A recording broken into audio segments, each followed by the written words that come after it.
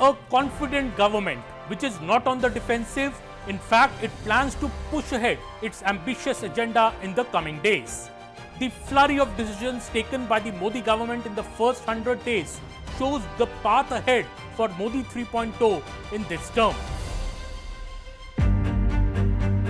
Well, going ahead, the One Nation, One Poll will be implemented in the tenure of this government. The report of the Ram Nath Kovind Committee is already with the centre. The centre could also begin the census exercise soon, and caste may be a part of it. The centre is contemplating that. It will also take steps to restore statehood to Jammu and Kashmir in the minimum possible time post the elections. The reports of 4 to 5 states on studying the contours of the Uniform Civil Code are also expected in the next couple of months after Uttarakhand has already implemented it. This follows several decisions taken in the first 100 days of the government, which show a confident government which is not on the defensive but plans to implement its big agenda. What are these major decisions which have been taken by Modi 3.0 in the first 100 days? While Mr. Narendra Modi had put bureaucrats on the job before the Lok Sabha elections to draw up plans for the first 100 days, the BJP is clear that the 240-seat verdict for it is historic, as it had left many seats for its allies in the pre-poll alliance that did not contest all 543 seats itself. The NDA allies have won many of those seats, while the Congress itself could not cross even 99 seats.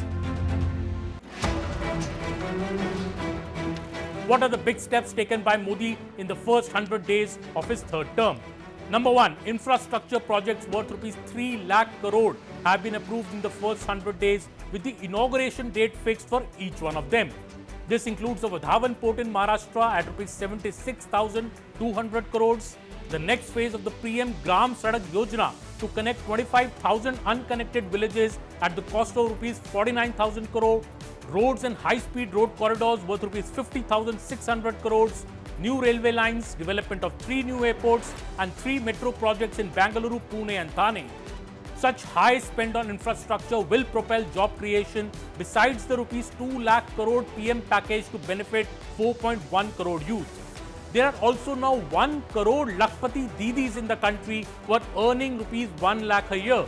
11 lakh of them got certificates in the last 100 days.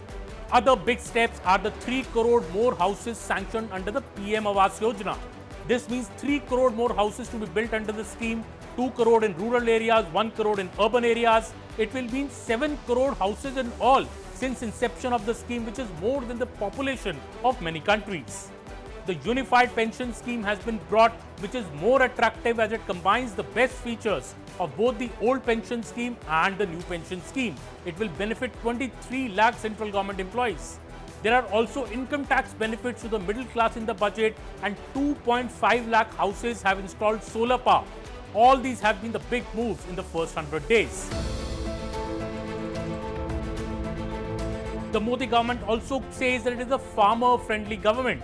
The government is keen to project this farmer-friendly image as the total PM Kisan Nidhi payout has touched rupees 3 lakh crore so far, while rupees 2 lakh crore additional benefit has reached the farmers by way of increase in MSP in the tenure of this government. This is the record of 120% procurement under MSP, which stood at just 33% in the UPA time. The Modi government took this route to benefit farmers rather than the populist route of farm loan waiver taken by the UPA in the past, and has managed to cover input costs of 82% of farmers in India who have less than 2.5 acres of land, thereby making them loan free. Sources also say that the opposition, which sees PM Kisan Nidhi through the prism of politics, is completely wrong. It is a scheme, in fact, to empower farmers and not a freebie. Another major decision has been to extend Ayushman Bharat benefit to all aged 70 years and above. This move will benefit nearly 6 crore such citizens. This was also a poll promise made by the BJP. India also now has a foreign policy with a spine.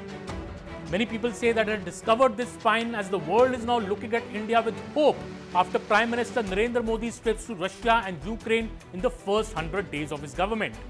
Modi has also been the first Indian PM to visit Austria after a gap of 41 years and Poland after a gap of 45 years, while he became the first Indian PM to visit Brunei. India also hosted more than 120 countries in the Voice of Global Summit. tightening laws. One of the biggest decisions in the first 100 days was the enactment of the 3 new criminal laws by the Union Home Ministry, which could make India the most modern criminal justice system soon by cutting down investigation and judicial delays. The government has also declared June 25th as Samvidhan Hatya Divas to make the youth know about the dark days of the emergency imposed by Indira Gandhi government.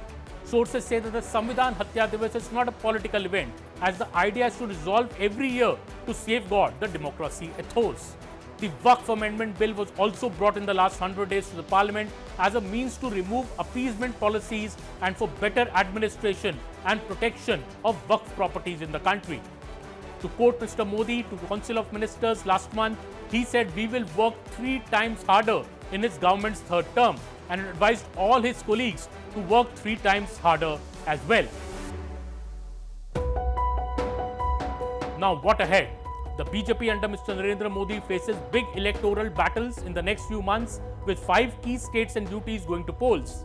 J&K Haryana will poll soon, while Jharkhand and Maharashtra will be polling later this year.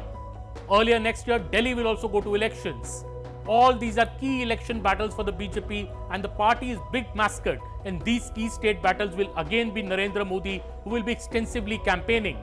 Prime Minister Narendra Modi will play a crucial role in these campaigns as the party seeks to maintain its stronghold and address the emerging challenges in these states.